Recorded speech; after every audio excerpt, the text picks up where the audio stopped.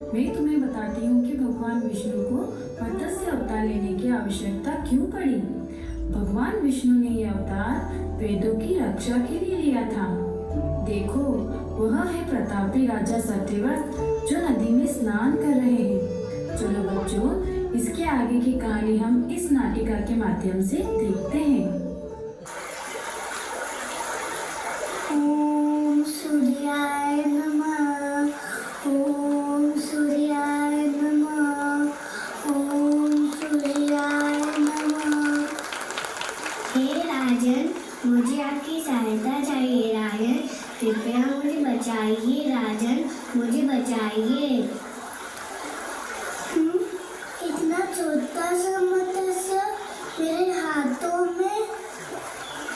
हे प्रभु, ये कैसी लीला है। हे मत्स्य, मैं भला आपकी रक्षा कैसे कर सकता हूँ। हे राजन, इस विशाल समुद्र में मेरे जीवन को खतरा है।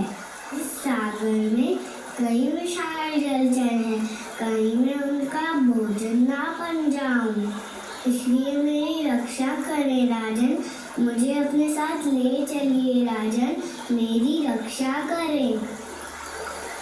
हे मत्स्य, तुम बिल्कुल चिंता मत करो, मैं तुम्हारी रक्षा करूंगा, तुम्हारी देखभाल करूंगा, तुम्हें रहने के लिए सुरक्षित स्थान दूंगा। मैं आपको अपने इस कमंडल में स्थान देता हूँ। धन्यवाद राजन, धन्यवाद। देखा बच्चों, राजा सत्यव्रत ने मत्स्य को अपने कमंडल में रखकर उसकी रक्षा की, किंतु एक ही रात्रि में मत्स्य के लिए कमंडल का स्थान भी छोटा पड़ जाता है। मत्स्य का शरीर कमंडल से बाहर आने लगता है और वह सहायता के लिए राजन को पुकारती है। राजन, राजन, हे राजन, ये किसकी पुकार है। मैं मत्स्य, ये मेरी पुकार है। राजन, मेरी श्वास इस कमंडल में घुट रही है, कृपया कर मुझे यहाँ से निकालिए। राजन, मुझे यहाँ से निकालिए। ये कैसे संभव है। एक ही रात्रि में मत्स्य का आकार इतना बड़ा कैसे हो सकता है। मत्स्य, तुम बिल्कुल चिंता मत करो, मैं तुम्हें उचित स्थान देता हूँ।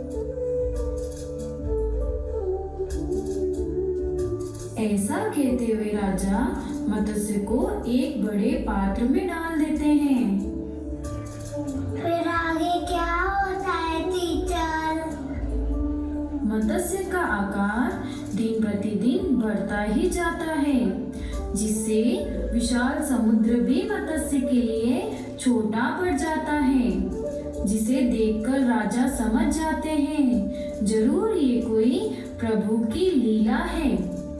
फिर राजा मत्स्य को समुद्र में छोड़ देते हैं और मत्स्य से कहते हैं, हे प्रभु, मैं यहाँ जान गया हूँ कि ये आपकी कोई लीला है। मुझे अपनी दर्शन दे प्रभु, मुझे अपनी दर्शन दे। मत्स्य राजा सत्यव्रत की ओर देखकर मुस्कुराते हैं तथा देखते ही देखते मत्स्य अवतार में बदल जाते हैं, जो आधे भगवान विष्णु और आधे मत्स्य जैसे होते हैं। हे प्रभु, मैं बहुत ही सौभाग्यशाली हूँ, मुझे अपने नेत्रों पर विश्वास नहीं हो रहा। क्या यह आप ही है प्रभु। हाँ वत्स, यह मैं ही हूँ। धन्य हो गया प्रभु, मैं धन्य हो गया। आपके चरणों में मेरा कोटि कोटि प्रणाम।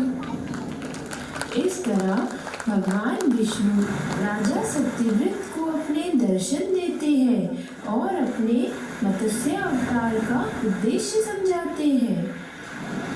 हे राजन, मैं हयग्रीव नामक दैत्य के वध के लिए आया हूँ, जिसने छल से चारों वेदों को चुरा लिया है और उसके कारण जगत में चारों ओर अज्ञानता और अधर्म फैल गया है।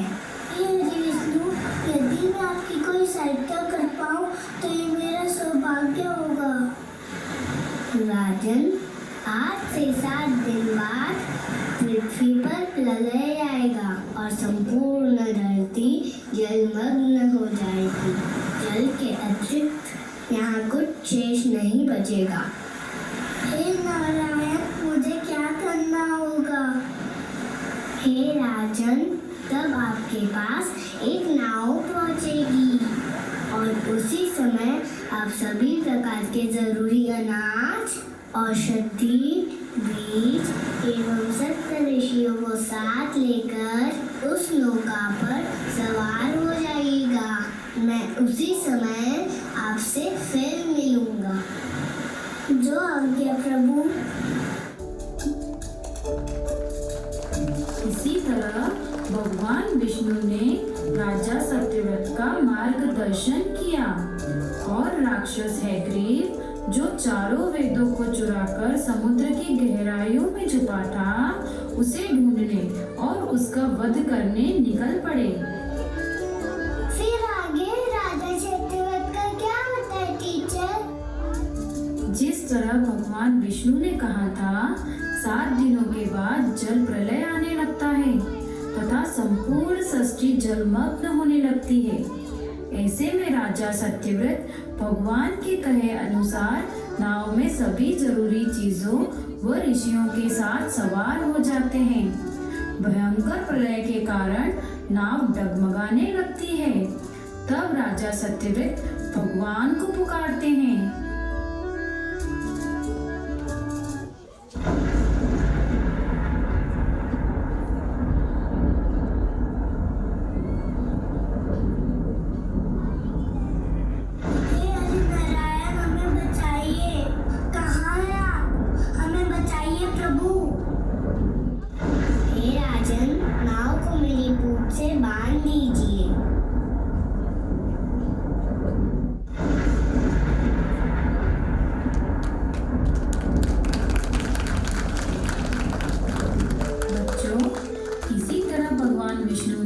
मत्स्य अवतार लेकर चारों वेदों तथा सृष्टि का कल्याण किया और नाव को सुमेरु पर्वत पर छोड़ दिया और वहीं से नए जीवन का आरंभ हुआ।